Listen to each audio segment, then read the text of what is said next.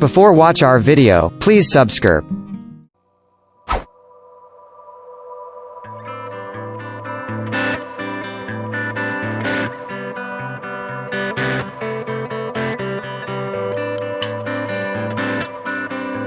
As I got older, the animals just got bigger and bigger.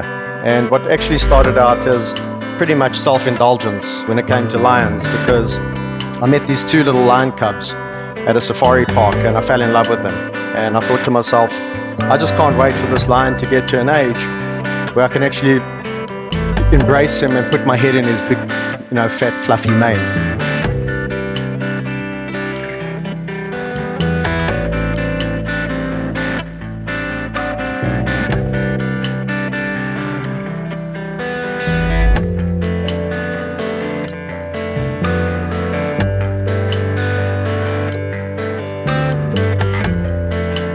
Yeah, I suppose it's a good question, because if there weren't these animals that had the potential to kill you, would I be as fascinated with them? Would everyone be as fascinated with them? And I think that is the question, because why do people want to hunt them? They are classified as one of the big five, and for those of you who don't know why they're called the big five, it's because they were the most dangerous animals to hunt in Africa. So maybe they wouldn't be in the situation that they're in if they didn't have these big teeth and these big claws. But we talk about your psychology. So So I was trying to avoid that. But yes, there is a fascination, again, since a kid, with things that are potentially dangerous, like spotted hyenas that's in the background there. So yes, there's this fascination, and I suppose it's something that has intrigued me about them.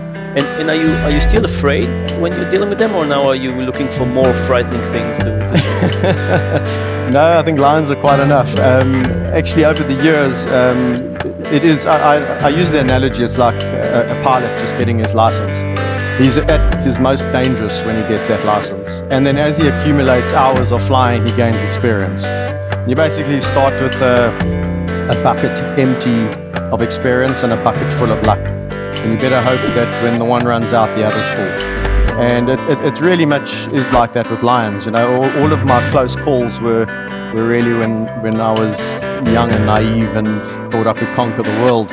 So early on in my career of working with lions, but as I've worked with them now well over 16 years, and I'm still around and I haven't been eaten, people start to say, well, maybe he does know something about these animals. So what were some of your close calls? Well, I was attacked by a male lion quite early on. I'd known these two cubs and I'd raised them, and I felt sorry for this particular lion because he had come from a facility where he was kept as a pet, and he was declawed. This is a phenomenon that happens still to this day, where people want to have this relationship with these animals, so they defang them or they declaw them. And I felt sorry for him because he had been showered with this love as a youngster, and then when he got too big, he had been declawed, and then he was still dangerous, and so he got tossed aside like a used oil rag, and he landed up at our park. And so I used to interact with him through the fence because I thought he had this human connection, and eventually convinced myself that I could communicate with him, and I went in with him, and I got away with it for months on end, until my nephew's 8th birthday party at the park, where he wanted me to go in with this lion, and I'd made some rules to myself about how I would interact with him. And on this particular day, he wouldn't come up to the fence.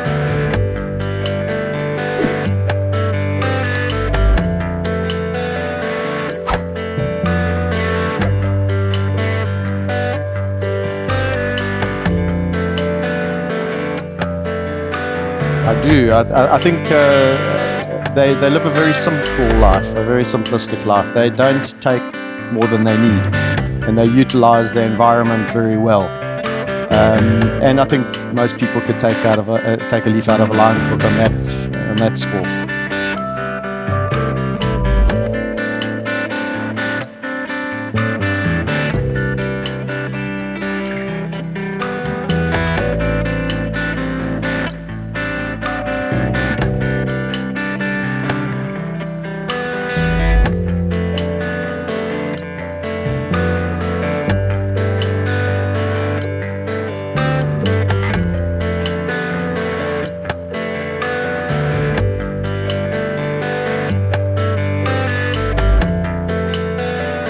Well, the one thing that always comes to mind with the male lion is they need to learn to share.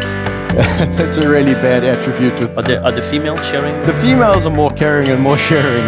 They grow up in this, they're the only truly social cat. Most people don't know that. But there's no other cat out there, and it's a very interesting thing, and scientists are still trying to figure out why. Why in their evolutionary pathway did they form these societies? And it's been a very good way of living in the African savannah.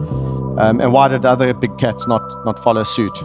So the cheetah is a cat that does show some signs of socialness, but not like the lion. So sharing is one thing that I think male lions need to figure out.